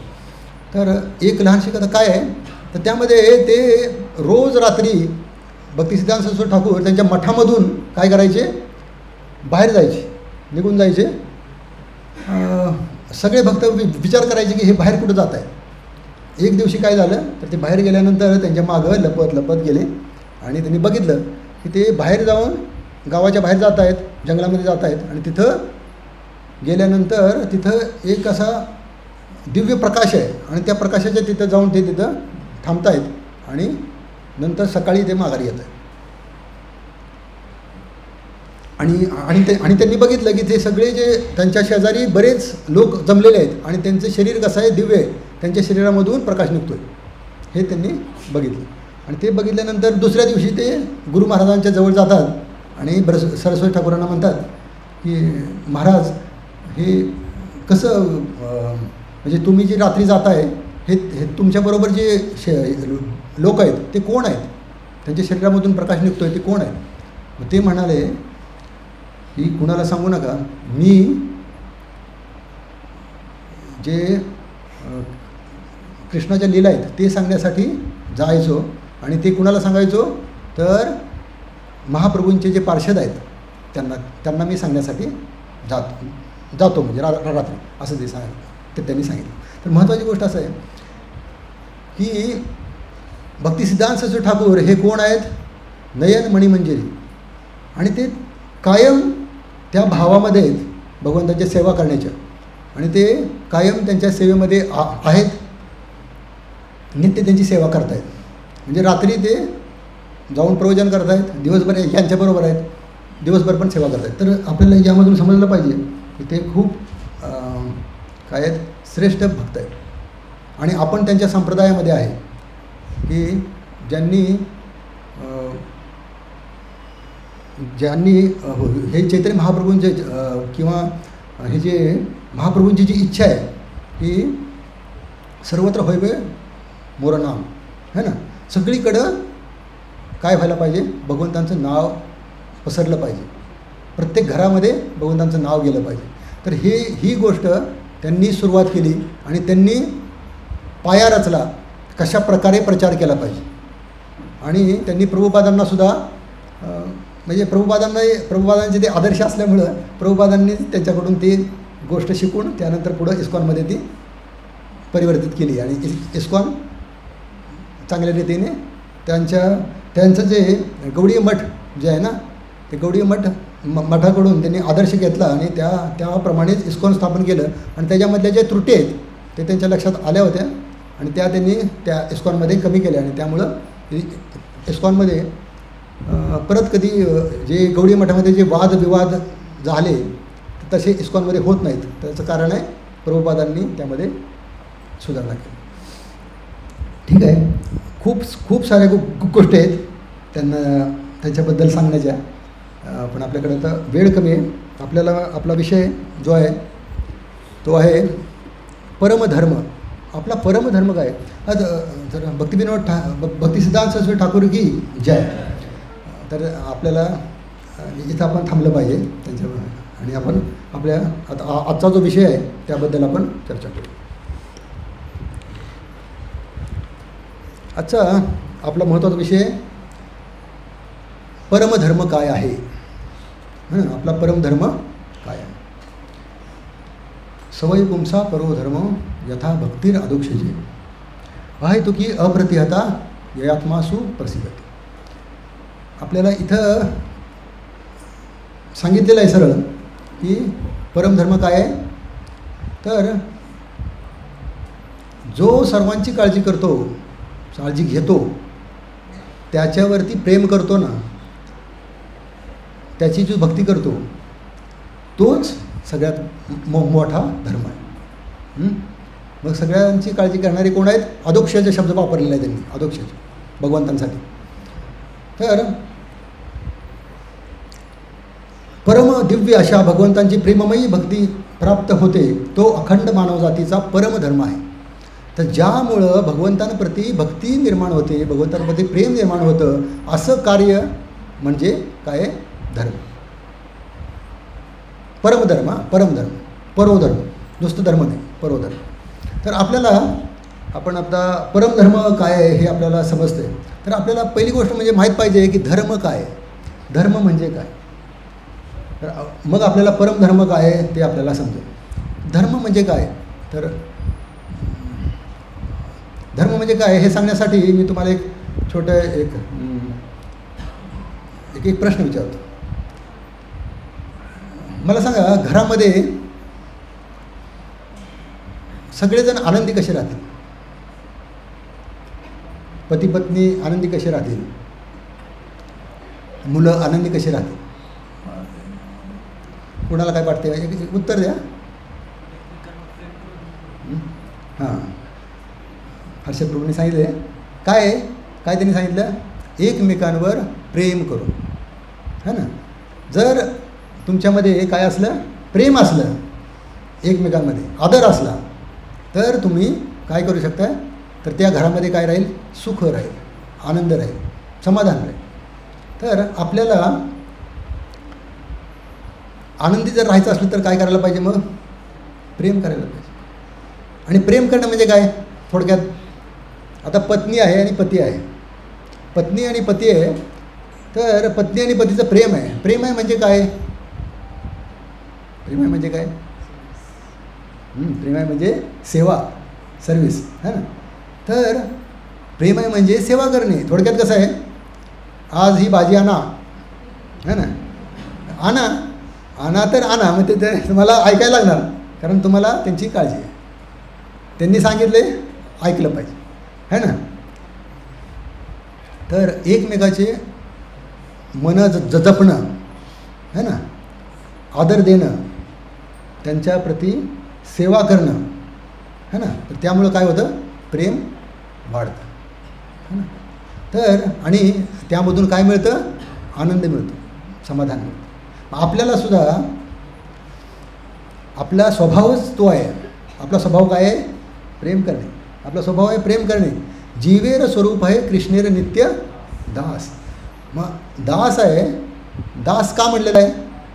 दास म्हणलेला आहे सेवा करायचं आहे म्हणून. दास काय करतो? सेवा करतो, है ना, मालकाची सेवा करतो. मग दास सेवा करतो, पण सेवा ही बाकीच्या मजुरांसारखी नाही करत. हे 500 रुपये आणि मग ते एक दिवस काम करणार. माझा टाईम झाला, 5 वाजले, टाईम झाला. तर ती सेवा नाही. सेवा म्हणजे काय? त्याला काय पाहिजे?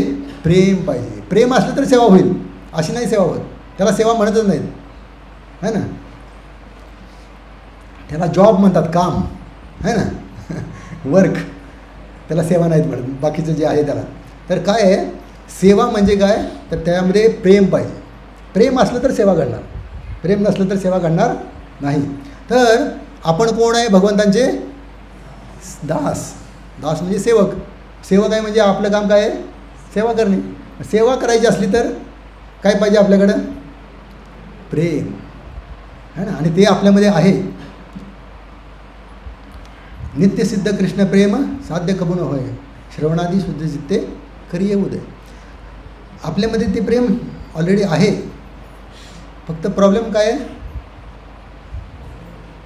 झोपलेलं आहे. म्हणजे काय आहे? हे आपण जे आहे ते भौतिकतेमध्ये आसक्त झालो आहे, त्यामुळं त्याच्याकडे लक्ष नाही. आपल्याला वाटतं आहे की आनंद कुठं आहे?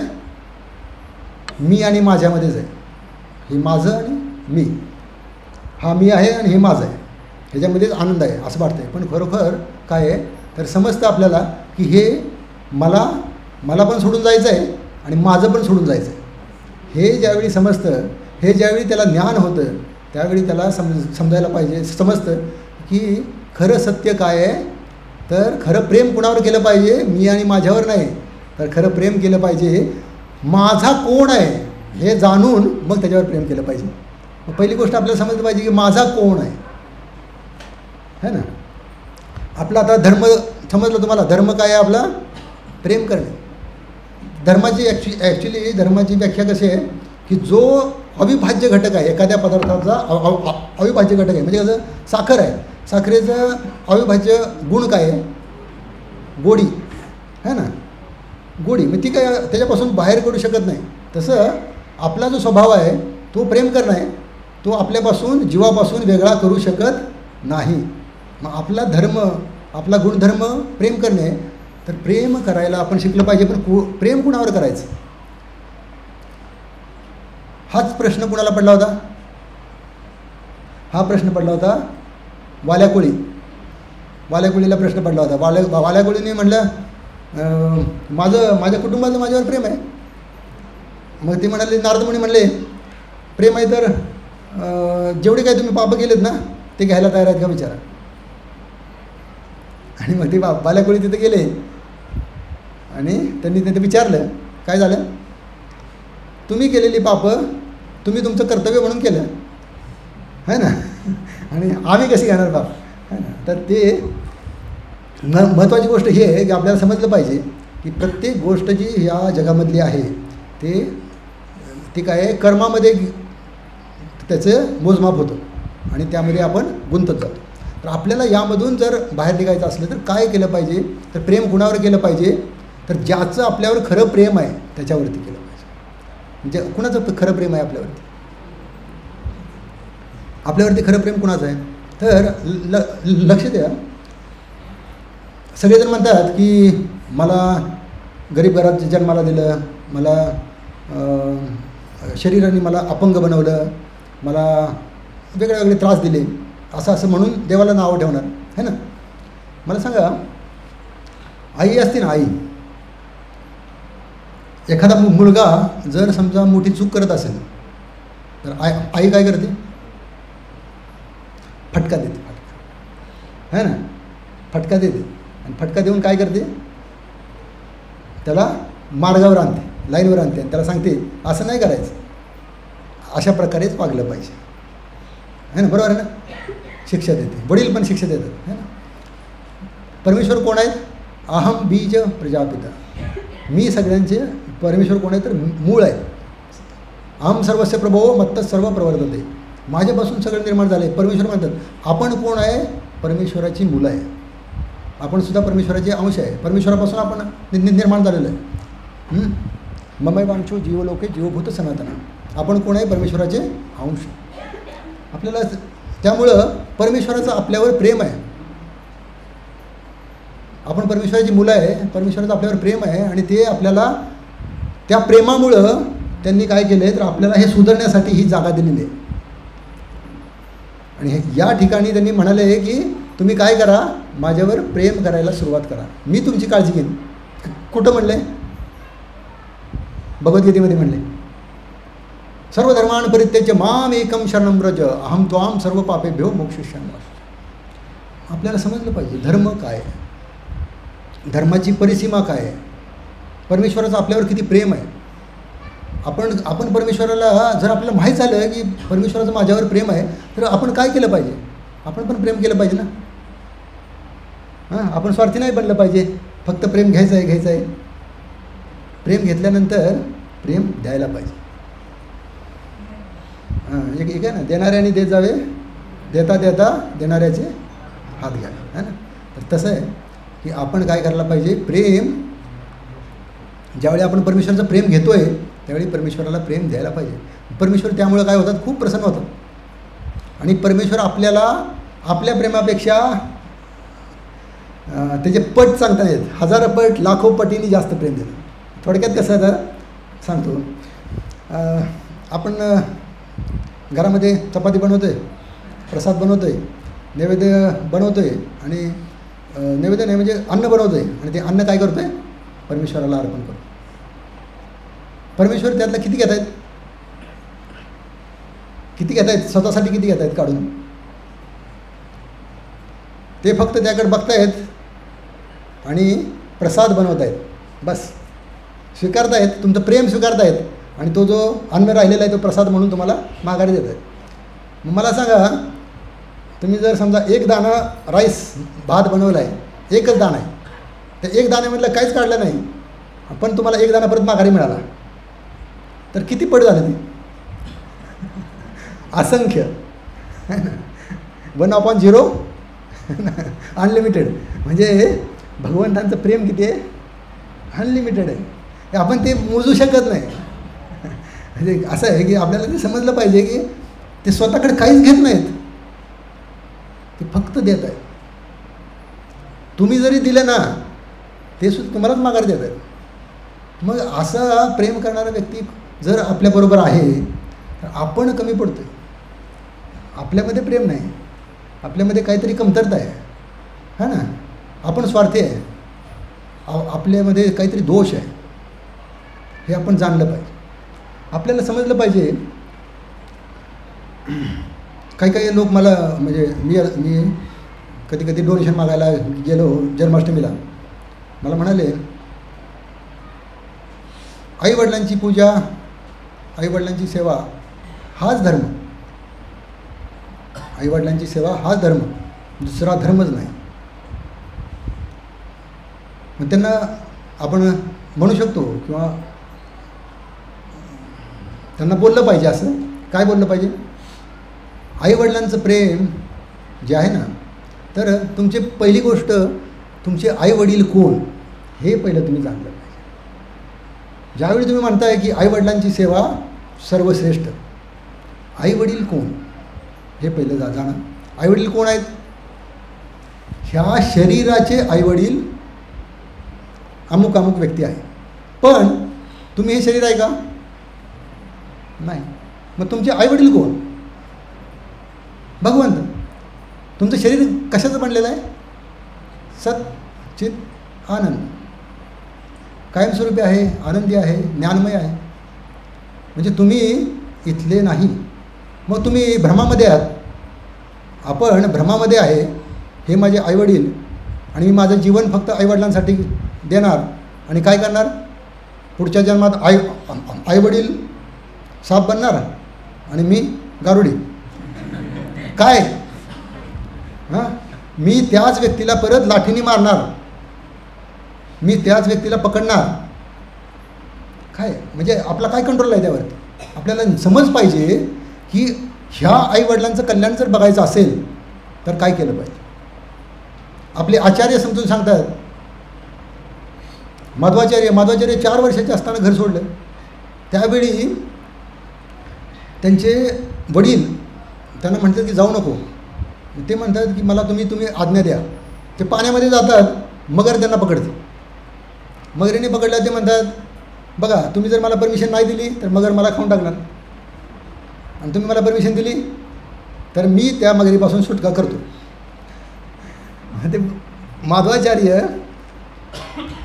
त्यांच्या वडिलांकडून परमिशन घेतात. वडील म्हणतात ठीक आहे, तू आमच्यापासून लांब जा, पण आता तू मगरीच्या तोंडातून बाहेर ये. तर ते सहज मगरीला बाहेर काढतात, तिचं तोंड उघडून बाजूला करतात. ते कोण आहेत? ते पवनपुत्र आहेत.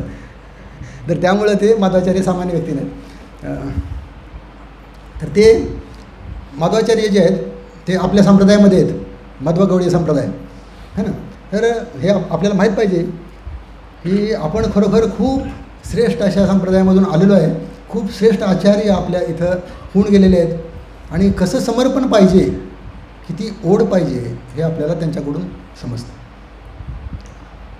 पितामह भीष्मांनी ज्यावेळी ते शरशय्यावरती पडले होते त्यावेळी त्यांना विचारलं युधिष्ठिर महाराजांनी की मला तुम्ही धर्माबद्दल सांगा, धर्म काय आहे, कसा धर्म आहे. ते शरशय्यावरती पडलेले असताना ते बरंच काही सांगतात. धर्म काय आहे, सर्व वर्ण आणि आश्रम जे आहेत ना ते धर्माप्रमाणे चालले पाहिजे. म्हणजे कसं, तर वर्ण कुठले कुठले, ब्राह्मण, क्षत्रिय, वैश्य. ब्राह्मणांनी काय कर्तव्य, त्याची ब्राह्मणांची काय कर्तव्य केली पाहिजेत. पहिलं अध्ययन केलं पाहिजे, ज्ञान दिलं पाहिजे, समाजाला ज्ञान दिलं पाहिजे, स्वच्छ राहिलं पाहिजे, सत्यवचन बोललं पाहिजे. कुणाकडून पैसे, ज्ञान दिल्याबद्दल पैसे मागू नये. तर हे सगळे त्यांनी ब्राह्मणांचे नियम सांगितले. त्यांनी सांगितले ह्याच्यामध्ये व्यसन करू नये. शिक्षक कधीच व्यसन करत नाही. तर ही गोष्ट त्यामध्ये आहे. त्याचबरोबर क्षत्रियाची कर्तव्य त्यांनी सांगितली. क्षत्रिय काय आहे, क्षत्रियाचं कर्तव्य काय आहे, क्षत्रियाने काय केलं पाहिजे, तर त्याचा धर्म काय आहे, तर प्रजेचं संरक्षण करणं. प्रजेला त्यांनी करामधून वाचवणं किंवा कर त्याला खूप जास्त न करता त्याचं हिताच्या गोष्टी पण करणं. त्यांनी त्याचबरोबर त्यांनी दान, क्षत्रियांनी दान पण केलं पाहिजे. त्यानंतर वैश्याचं काय कर्तव्य त्यांनी ते सगळं सांगितलं. वैश्याचं काय कर्तव्य, पशुसंवर्धन, पशूंचं संवर्धन. आता आपण पशुसंवर्धन म्हणतो, शासन पशुसंवर्धनाचे वेगळे वेगळे कायदे राबवतात आणि एका बाजूला कत्तलखाने करतो. तर त्यामुळं पशुसंवर्धन होईल का, नाही होणार. त्यांनी काय होतं, तर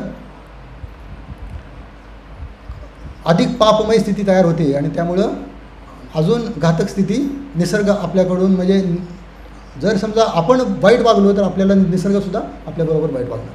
तर थोडक्यात काय, कर्म आहे, आपण वाईट कर्म केलं तर त्याचं फळ वाईट मिळणार. तर वैश्याचं कर्म काय, म्हणजे हे काय कर्तव्य काय, तर पशुसंवर्धन करणं. वाणिज्य, ते त्यांनी काय करायचं, व्यापार करायचा.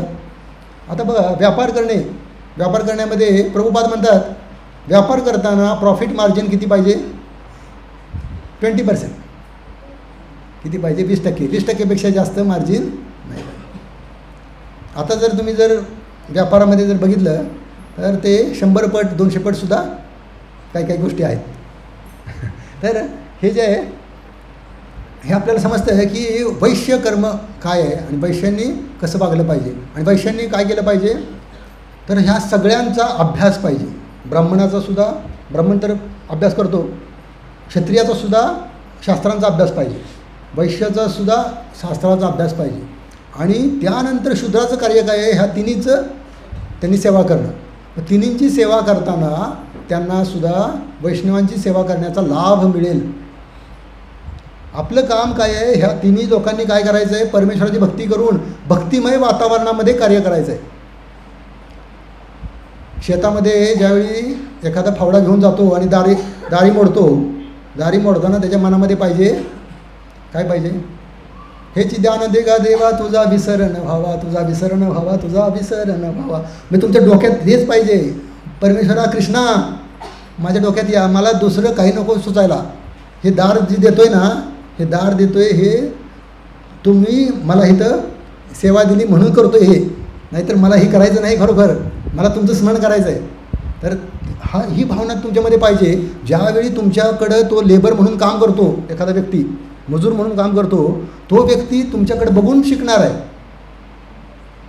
अरे माझे मालक आहेत ना, ते माझे मालक परमेश्वरावर खूप त्यांची श्रद्धा आहे, ते दारी धरतानासुद्धा परमेश्वराचं स्मरण करते, मी पण केलं पाहिजे. तर आपल्याला ते समजायला पाहिजे की आपल्याला माताजी लोकांसाठी तर सगळ्यात महत्त्वाचं आहे स्त्री धर्म काय. स्त्री धर्म जो आहे ना, तो स्त्री धर्म काय आहे, इस्कॉनमध्ये सांगायची जास्त गरज नाही पडत. सगळ्यात महत्त्वाचं स्त्री धर्माचं पहिलं कर्तव्य काय, तर लज्जा. स्त्रीचं पहिलं काय आहे, तर लज्जेचं पालन करणे. आपण नेहमी स्त्रियांनी कसं राहिलं पाहिजे, तर व्यवस्थित राहिलं पाहिजे, जेणेकरून वाईट विचार समाजामध्ये पसरू नये. त्याचबरोबर स्त्रियांचं महत्त्वाचं कर्तव्य काय आहे, पूर्णपणे पतीला शरणागत असलं पाहिजे. ते त्यांचं धर्म आहे. पत्नी धर्म काय, पूर्णपणे शरणागत असलं पाहिजे. जसं आपण मगाशी म्हणलं की समाधान कसं मिळेल घरामध्ये, सुखी कसं व्हाल, पत्नीची काळजी घेतली तर होईल ना. ते पतीची काळजी घेतल्यावर पती पण आनंदी होईल, तो पत्नीची काळजी घेईल आणि दोघांनी एकमेकांची काळजी घेतल्यानंतर कुटुंब समाधानी राहील, आनंदी राहील. तर हे आहे. तर हे स्त्रियांचं धर्म आहे. असं म्हटलं जातं की स्त्रियांनी जर त्यांच्या धर्माचं नीट पालन केलं तर अर्ध पुण्य त्यांना पतीचं मिळतं. तर हरिनाम जर त्यांनी घेतलं, पती घेत असला तर स्त्रियांनी घ्यायचं नाही असं नाही. हरिनाम जे आहे ना ते स्वतःच कमवायचं आहे. कारण तुम्ही वैयक्तिक जीव आहात, तुमचा वैयक्तिक संबंध आहे, तुमचा परमेश्वराची वैयक्तिक संबंध आहे. फक्त पुरुष शरीराचा संबंध नाही, स्त्री शरीराचा संबंध आहे. म्हणजे स्त्रियांचे ते जो जीवात्मा स्त्रियांच्या शरीरात आहे तो पुढच्या जन्मात पुरुष होऊ शकतो. त्यामुळं असं समजायची गरज नाही माझे पती करतायत, जप करतायत, सगळं करतायत, आता मी काय नाही, मी निवांत राहिले चालेल, अर्ध पुण्य मला मिळणारच आहे असं पण मी जाईनच. तर तसं नाही. स्वतःचं जे भक्ती आहे ना ती स्वतःलाच करायची आहे आणि स्वतःच काय करायचं आहे, खूप तीव्रतेने भक्ती करायची आहे. भक्तिसिद्धांत सरस्वती ठाकूर इतके तीव्र होते, स्ट्रॉंग होते. त्यांनी एकदा काय झालं, भक्तिसिद्धांत सरस्वती ठाकूरांचं थोडंसं एक उदाहरण सांगतो. एकदा ते मंदिर त्यांनी विकत घेतलं आणि ते मंदिर कसं होतं, तिथं भूतं होती त्या जागेमध्ये. तशी भूत सगळीकडेच आहेत, जीव सगळीकडे आहेत, पण तिथं त्यांचा प्रभाव होता. मग प्रभाव होता, ते मंदिर स्थापन ज्यावेळी करायचं आहे त्यावेळी तिथं जप करायला भक्त आले, ब्रह्मचारी तिथले जप करायला सुरुवात केली. जप करताना काय झालं, जप करताना त्या ब्रह्मचार्याच्या समोर असा एक काळ्या रंगाचा हात आला आणि ते हात आला की त्याला एवढी भीती वाटली की ती बघूनच विशुद्ध वाटलं. मग त्यांनी भक्तिसिद्धांत सरस्वती ठाकूर गेले आणि म्हणले, अरे काय झालं का असा पडला आहे. मग ते उठला आणि म्हणाला, महाराज ते काहीतरी असा हात आला माझ्यासमोर एकदम अचानक काळ्या रंगाचा आणि मला वाटलं आता ते तुम्हाला मारणार, म्हणून मला भीतीने मी बेशुद्ध झालो. ते म्हणाले, अरे घाबरू नको, हात दिसला की काय करायचं आहे, हरे कृष्ण म्हणायचं. काय म्हणायचं, हरे कृष्ण म्हणायचं. ते म्हणे हरे कृष्ण म्हणायचं. ते काय करतात, दुसऱ्यांदा परत ते हात येतो, ते हात आल्यावर तो परत घाबरतो, असं करून परत त्याला हरे कृष्ण काही सुचत नाही, तसंच पडतो. परत दुसऱ्यांदा पडल्यावर परत भक्तिसिद्धांत सरस्वती ठाकूर म्हणतात, काय झालं.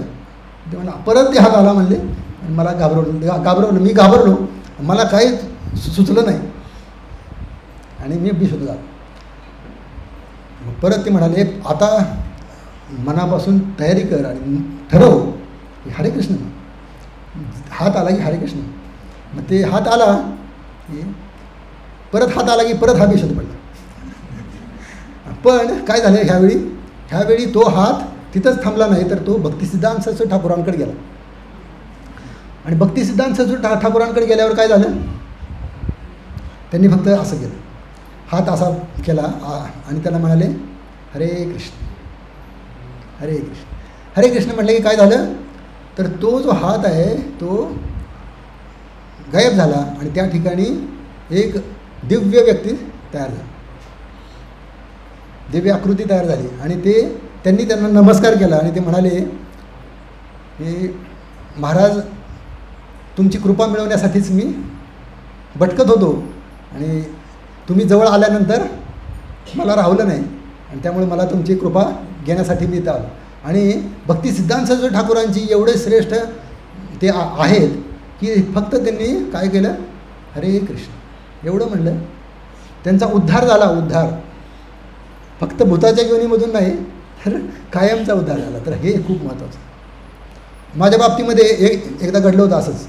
माझ्या बाबतीमध्ये काय झालं तर मी एका रूममध्ये फ्लॅटमध्ये होतो आणि त्या फ्लॅटमध्ये असंच भूतबाधा होते आणि मी जप करत असताना मला ते जाणवायचं काहीतरी तिथं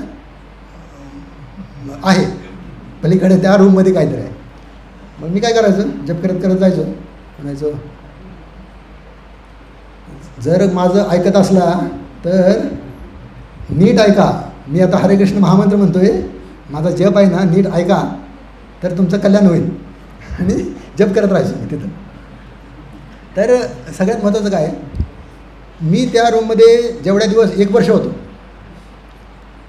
काही नाही, मला कधीच काही त्रास नाही झाला. फक्त मला जाणवलं की काहीतरी इथं आहे. एकदा काय झालं, आमचे पोखलेनचे ड्रायव्हर लोक आले आणि पोखलेनचे ड्रायव्हर लोक एकच दिवस ते थांबले. ते म्हटले, त्यांचं काय झालं, त्यांनी असं ही किक घेतलं होतं पांघरून, ते पांघरून निघून गेलं. ते एवढे घाबरले की म्हणले दुसऱ्या दिवशी आम्ही बाहेर राहतो, म्हणले आम्हाला तुमच्या फ्लॅटमध्ये नको, बाहेर राहिलो. तर आणि मी ती रूम आहे ना वर्षाने सोडली आणि मला दुसरी रूम मिळाली, 10 नंबरची रूम मिळाली. त्या रूममध्ये गेलो तर असा अनुभव आला की तिथं जे दुसरे व्यक्ती राहायला आले ना, त्यांच्या मुलीला आपोआप एक ओढणीने बांधल्या गेली. तर महत्त्वाची गोष्ट काय आहे, मला यामधून सांगायचं काय आहे थोडक्यात, की माझ्यासारखा नवीन भक्त, नवीन व्यक्ती जो फक्त काय करतो आहे, हरिनाम घेतो. तर तो व्यक्तीने जरी हरिनाम घेतलं तर जो कुणी जीव आहे, भटकणारा आत्मा आहे, तो तुम्हाला काय करू शकत नाही, तुम्हाला स्पर्श पण करू शकत नाही. ते झालं तर काय होणार आहे, त्याचं कल्याण होणार आहे. पण तुमच्यामध्ये ती शुद्धता नसल्यामुळं, माझ्यामध्ये ती शुद्धता नसल्यामुळं त्याचं काही कल्याण झालं नाही. पण काय, भक्तिसिद्धांत सरस्वती ठाकूर आहेत.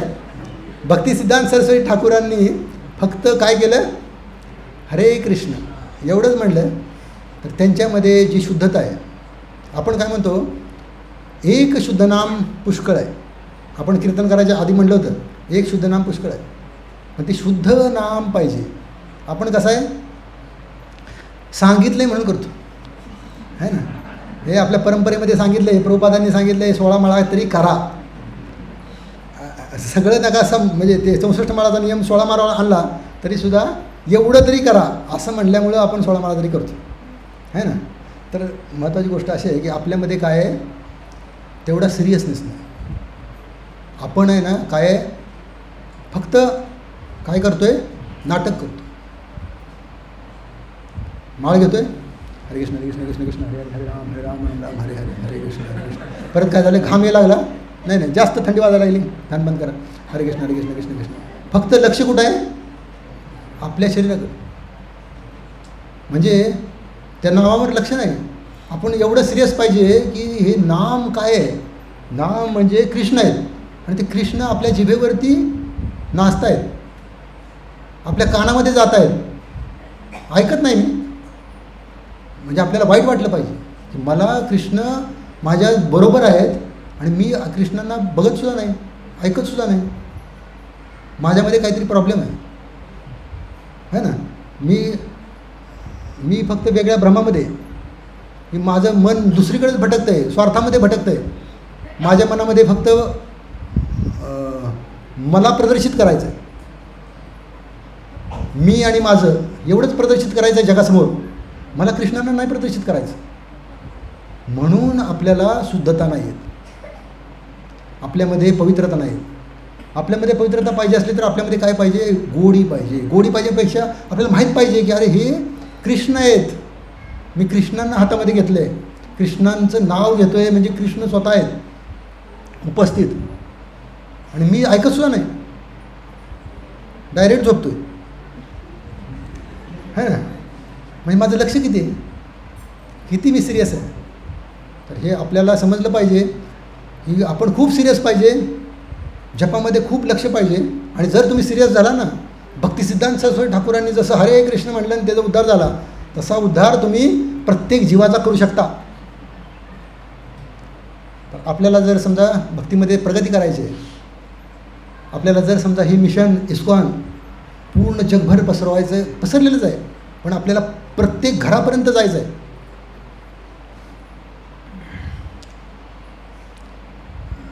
भारतभूमी ते जन्म व्हायला जात, जन्म सार्थक करी कर परोपकार. चैत्र महाप्रभू काय म्हणतात, भारतामध्ये जो जन्माला आला आहे ना, त्याचं पहिलं कर्तव्य काय आहे, परोपकार करायचं आहे. त्यांनी हे ज्ञान दुसऱ्याला द्यायचं आहे, कृष्णांना दुसऱ्याला द्यायचं आहे. जार जाक तारक कृष्णोपदेश, हमारा आज्ञा गुरु होया तारे देश, जार जाक तारक कृष्णोपदेश. चैतन्य महाप्रभूंनी आपल्याला हे आंदोलन दिलेलं आहे, आपल्याला सेवा दिलेली आहे, पण आपण ती सेवा घ्यायला तयार नाही. आपल्यामध्ये कमतरता आहे. आपण खूप काय डल आहे, आळशी आहे. आपण फक्त काय काय करतो आहे, निवांत बसतो आहे, स्वतःचा विचार करतो आहे. आपल्याला समजत नाही की आपल्या शेजारून एखादा व्यक्ती चालला आहे, त्याला सांगावं. एक गोष्ट भक्तिसिद्धांत सरस्वती ठाकूरांबद्दल ह्या आत्ताच्या स्थितीबद्दल बोलायची. तर कसं भक्तिसिद्धांत सरस्वती ठाकूर कसं करायचे, एखादा व्यक्ती चालला आहे त्यांच्या मंदिराच्या बाहेरून, तर आतून म्हणणार, तू कोण आहे, शरीर आहे का आत्मा आहे. मंदिराच्या बाहेर ते काय म्हणायचे, तू कोण आहे, शरीर आहे का आत्मा आहे. ते म्हणायचे, म्हणजे ते त्यांना माहीत नसायचं शरीर आहे का आत्मा आहे. मग ते म्हणायचे, आणि माहीत नसलं तर माहीत करायला मंदिरात या, मी तुम्हाला ते सांगेन म्हणायचे. मग ते त्यांची एवढी इच्छा होती सांगण्याची. मला थोडक्यात काय म्हणायचं आहे की प्रत्येक जीवाला भगवंतांबद्दल ज्ञान देण्याची त्यांची तळमळ होती. तर ती तळमळ आपल्यामध्ये पाहिजे.